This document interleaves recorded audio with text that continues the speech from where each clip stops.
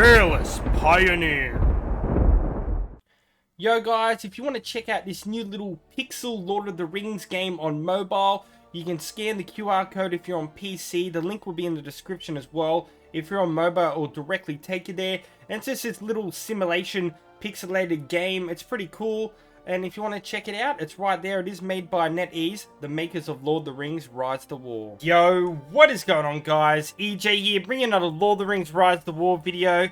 As you can see by the screen, I'm actually starting the video off with a surprise. I jumped on to record this video, and I hit my daily, and I've hit the absolute jackpot for my Theoden. I finally pulled the reins, but not just that, I also got Fearless Cavalry, which gives the chance for stun and madness immunity. Absolutely insane, guys. I'm super hyped about this. So, if we can strengthen and get a couple more of these to refine, this is an absolutely amazing item to use on the likes of many commanders. Holy wow, wow. Very, very happy with that pull. But let's get into today's video, shall we, guys? And it's going to be all about Dain. So guys, this video will be very interesting for people that use Dain, because it's not just your original same old Dain. It's a very unconventional, different Dain, just because I don't have a lot of dwarf gear. So I've made certain gear work with him, and he's very interesting. So let's go check him out, all his stats, his gears, and then we'll have a look at his skill build and everything. He's currently marching to some more PvP. I got into some PvP action earlier when I was actually asleep and someone attacked me, so we'll go over them reports and we'll get into some more live battles. Alright, so I currently have trained him up to level 45, so I'm not all the maxed level at the moment. As you can see, guys, him swinging around going crazy there with his axe. We have him at respect level 6, which is pretty respectable, but not crazy insane, so keep this in mind as well. He is not like respect 10, 11, 12, like my guild lads and that, so keep that in mind. I haven't been collecting respect for him, but I have updated my chest, so hopefully later on I can build his respect up a little bit. But as you can see, at level 45, even with my gear, one of my pieces of my gear not even fully strengthened, we are currently sitting at 472 might. His speed's not the best, and obviously his focus ain't the best, but it's all about doing that huge damage, guys. I'm going to go through my gear and explain why I've chosen this gear, obviously to increase my might stat, but there's a lot of special features on here which helps him out an absolute ton. So, obviously the first, we have Axe of Khazad Dûm with Cleave. Because he is going to be doing a ton of commander damage, basically this gives another chance, which we'll show later on when we break down the PvP reports, of doing extra physical damage, a 50% chance of an extra 120. I do only need one more to increase this to the next level as well, so hopefully I can pull an Axe of Khazad Dûm as well. I also have this Hem of Moria, which is also fantastic to use on him, but I'm going for maximum amount of commander damage as possible, guys. Now, this is a very interesting piece. This piece of gear here is actually fantastic. It's the golden skin. I have it 2 times refined. And it has the ability of concentration, which each round, so basically for the first 5 rounds, your might stacks +6. Which means by the end of the 5th round, you are going to be over 500 might at level 45. Now, keep in mind as well, I just haven't had the time to get him to level 50 so far. I've been leveling over the last few days. That's why it's taken me a while to make this video. But he also, if I go in and show you, his might goes up nearly 3 per level. So, as you can see, let's just say that's 2.5. We still have another 10 might that we can get in the next 5 levels as well. Including this piece, Box of Knowledge, his accessory is not even fully strengthened yet, which means I'm missing out on a buff for army HP of +1. But it does give a good buff of might of 20 as well. But, as you can see, it has the effect of warrior. And as you can see, he is a warrior. So, it's going to give each effect each round. So, both of these effects, you get a 20% chance for the commander's physical damage dealt increased by 9%. And for his physical damage, ignores 30% of the target's defense, which is going to stack with all of his amazing skill build in a moment. Now, with the helmet, this is the best that I have to go with at the moment. Just because it does a lot of might. Now, if I can get a helmet on him, which could do a lot of either anti-stun or madness or both. For example, this one right here. I have a 33% chance for the first 4 rounds to gain stun and madness immunity. It does give a might buff of 27 and increase my army attack range. So this would be useful. I definitely would probably put this on him a little bit later on. I just want to try to refine that up a little bit, because the 33% chance is a little low just at the moment. Otherwise, I'd probably be using that, because if we bump into some Saurons and that, the madness is going to affect us a lot. But that's this gear and the stats for my Dain, guys. Now, as for his skill build, it's pretty much along the same lines as everyone does. So we always start off with the R5 build, which, of course, King under the Mounter, it does some physical damage, but the big thing is it increases the Dwarves' defense by 15 and stacks up to 5 times. Also gives that nice little HP buff for Dwarves as well. Of course, we're going to be using all Dwarven troops with him. Then I move on to Durin's Blood, which increases Commander's skill damage by 35% and also gives a max level effect of plus 15 might.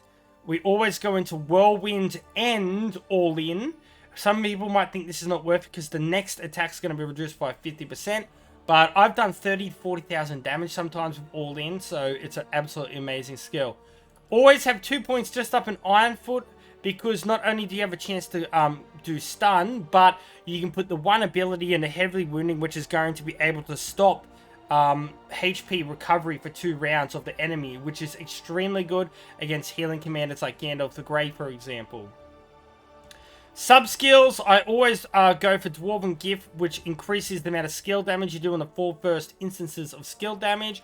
And then Longbeard, which helps with the physical damage being ignoring of the target's defense, which, as you see, those two will stack with the ability on which I have on the box of knowledge. So that's going to be his skill build as well. Now, as for troop setups, I have 2 troop setups. So if you don't have access to Iron Warriors, I'm in Season 6, so I can recruit them. If you don't have them, just go with the normal 3. Otherwise, you definitely want to be running the Iron Warriors in all time. Now, I run usually around about 1,1300 of them. I don't have them fully strengthened at the moment, but as you can see, they have quite good damage, really good HP and defense there. Guardians, you always want to run these guys. They have decent HP. Remember, this is 100, so you pretty much need double that, so they're going to be around about 90, the same as well, with really good defense there. And then I'm trying out these Master Throwers now, because I noticed that I'm going up a lot of Gandalfs and stuff who use all melee. So these guys are going to come very good and handy when going against melee. We're going to be doing extra damage against those. But here I also usually run the Mounted as well.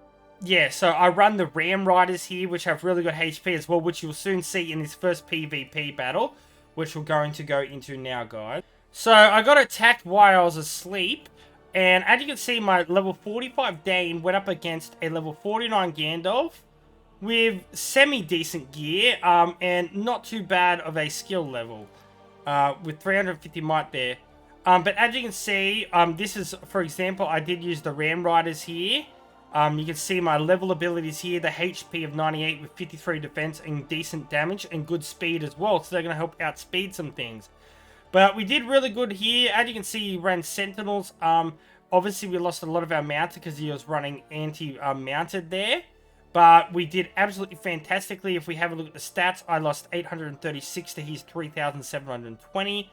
A lot of commander damage there of 247,000 and 67,000 damage. A total damage received of 100,000 by me, and 315,000 was received to him. He did only 15,000 healing there, so we did quite well.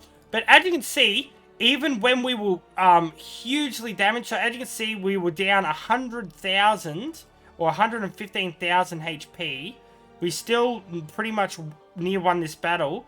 We actually did win this. We did 200,000 damage to 160,000 damage. And I had already received nearly 115 to 120,000 damage already. And he wasn't even able to finish me off. So, absolutely fantastic there. And as you can see, this was a level 50 Gandalf with 1,250 tier 4 as well.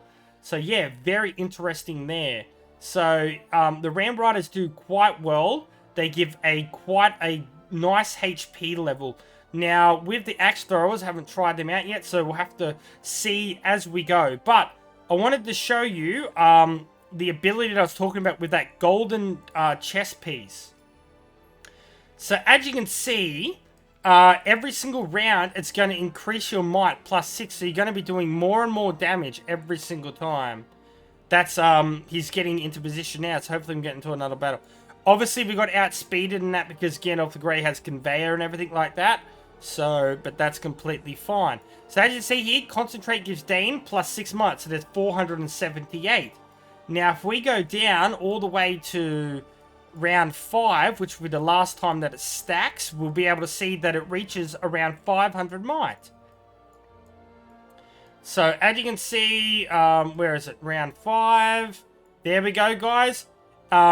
At total, it's given +30 might, and it's given us 502 might, guys. Absolutely fantastic. And as you can see, he's doing not a lot of damage here at the moment. Just because there's not many troops left. But yeah, absolutely fantastic, that chess piece. But yeah, so my Dain has just arrived. And this is fantastic. I'm surrounded by a lot of troops here. So yeah, hopefully I can get into a nice friendly PvP here. So, I'm just going to build a fort here, just saying, let's just put YouTube 1v1.